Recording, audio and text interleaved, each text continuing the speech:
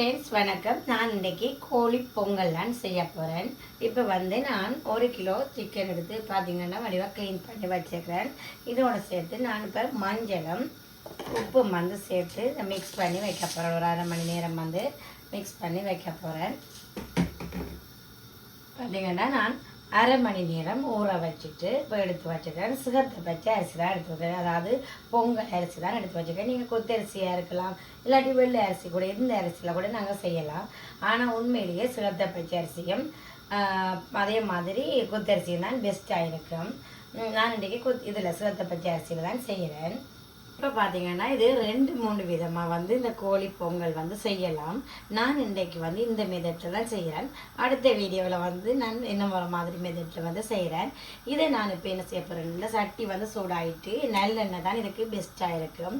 உண்மையாகவே நல்லெண்ணெய் செய்த பிறகு நல்லா இருக்கும். இப்போ நல்லெண்ணெய் நான் சேர்க்கிறேன்.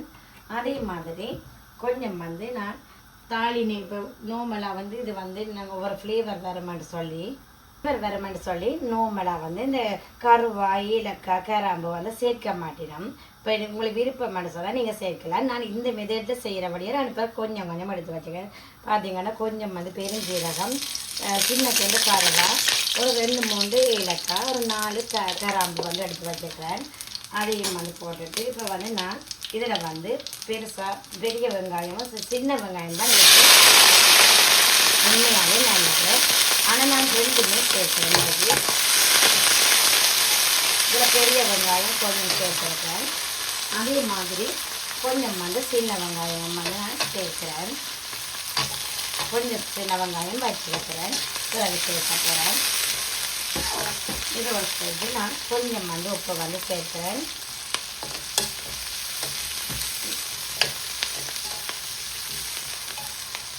பார்த்தீங்கன்னா வெங்காயம் ஓரளவு வதங்கிட்டு இந்த டைமில் நான் இதில் மில்லில் இப்படி நீங்கள் ஒனியனை விளக்கிட்டு ஒயிலுக்குள்ளேயே இந்த இஞ்சி பேஸ்ட், அது இஞ்சி நாங்கள் கணக்கில் சேர்க்கக்கூடாது.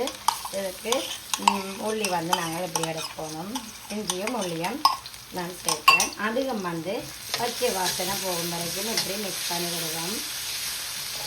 இதோட பார்த்தீங்கன்னா நான் கருவேப்பிலை ரம்பையில் அதோட 2 மிளகாயை இப்படி நீள வாக்கில் நான் கட் பண்ணி இப்படி சேர்க்கிறேன். நான் செப்பரேட் பண்ணாமல் இப்படி நீள வாக்காக கட் பண்ணி போட்டு இப்போ பார்த்தீங்கன்னா ரம்பை, கருவேப்பிலை, பச்சை மிளகாய் எல்லாமே சேர்க்கிறேன். அதையும் நல்ல வடிவாக அப்படி நான் மிக்ஸ் பண்ணி வர்றேன்.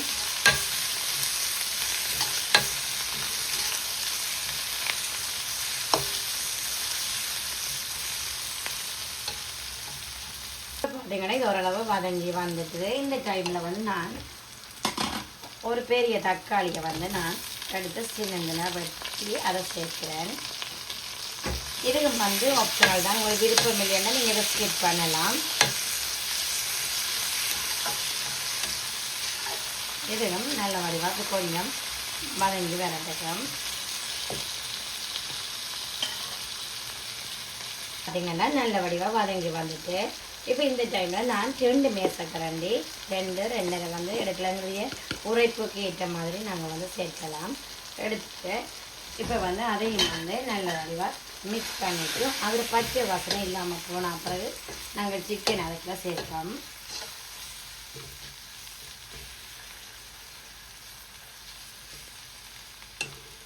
இப்போ பார்த்தீங்கன்னா இதோடு சேர்த்து இப்போ நான் மிக்ஸ் பண்ணிட்டு சிக்கனையும் இதில் சேர்க்குறேன். இதையும் நல்ல வடிவாக அப்படி மிக்ஸ் பண்ணி விடுவோம்.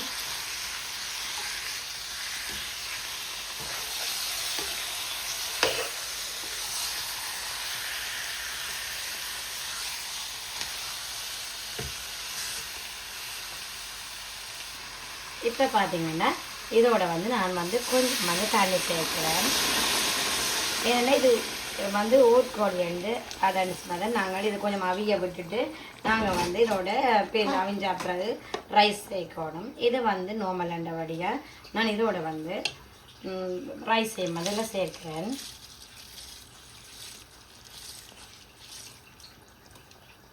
பார்த்தீங்கன்னா ரைஸ் எல்லாம் நான் இதில் சேர்த்துட்டேன். இப்போ இதை நாங்கள் மெல்லவா மிக்ஸ் பண்ணி விடுவோம்.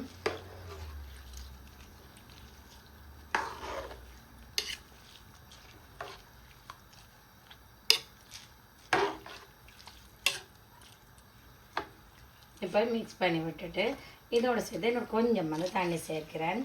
ஒரு 10லேருந்து 15 நிமிஷம் வந்து நான் இதை நல்ல வடிவாக ஆவியை விடுவோம். அதுக்கு முதல் நாங்கள் உப்பை வந்து செக் பண்ணி பார்ப்போம். உப்பை வந்து கொஞ்சம் நான் சேர்க்கணும். இப்போயும் வந்து இதில் சேர்த்துட்டு இதை வந்து நான் மூடி போட்டு இப்போ மூடி விட்டோம்னா ஓகே. மெல்லிய நெருப்பில் நாங்கள் ஒரு 15 நிமிஷம் பார்த்தீங்கன்னா ஓப்பன் பண்ணி பார்ப்போம். ஓகே, அதுக்கு பார்த்தீங்கன்னா தெரியும் நல்ல வடிவாக ரைஸ் எல்லாம் வடிவாக குக் பண்ணி வந்துட்டு இந்த டைமில் வந்து நான் பால் வந்து சேர்க்குறேன்.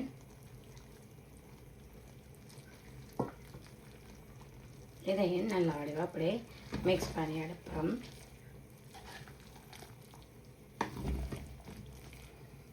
இந்த தேங்காய் பால் தான் உண்மையிலேயே நல்ல ஃப்ளேவரையும் கொண்டு வரும், நல்லாவும் இருக்கும். அப்போ நாங்கள் நல்ல திக்கான பாலாக நாங்கள் எடுத்தோம்னா முதல் பால், 2வது பால், 3வது பால் அப்படி நாங்கள் எந்த இதுவும் எடுக்கலாம்.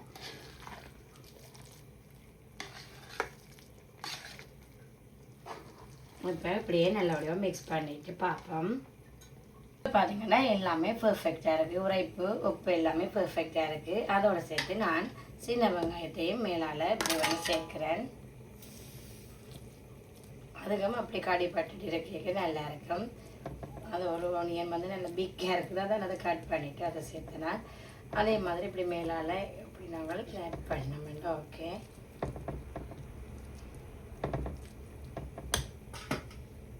பார்த்தீங்கன்னா சூப்பரான கோழிப்புக்கை வந்து ரெடியாக இருக்குது. பார்த்தீங்கன்னா தெரியும் நல்ல வடிவாக இந்த சிக்கன் எல்லாமே வடிவாக ஒன்றுமே வந்து கரைஞ்சி இதாக போகாமல் நல்ல வடிவாக இருக்குது.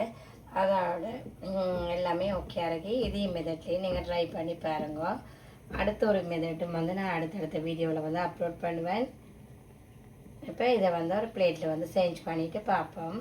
இப்போ பார்த்தீங்கன்னா வந்து கொஞ்சம் அதாவது இடையில வந்து நம்ம பிளேட்டில் சேஞ்ச் பண்ண போகிறோன்னு சொன்னால் அதுக்கு இடையில நான் டக்குன்னு உங்களுக்கு நினை போட்டு விடுவேன். இது நான் வந்து ஒனியனும் கஜுவும் வந்து நெய்யில் வந்து லைட்டாக ஃப்ரை பண்ணிவிட்டு நான் சேர்க்குறேன்.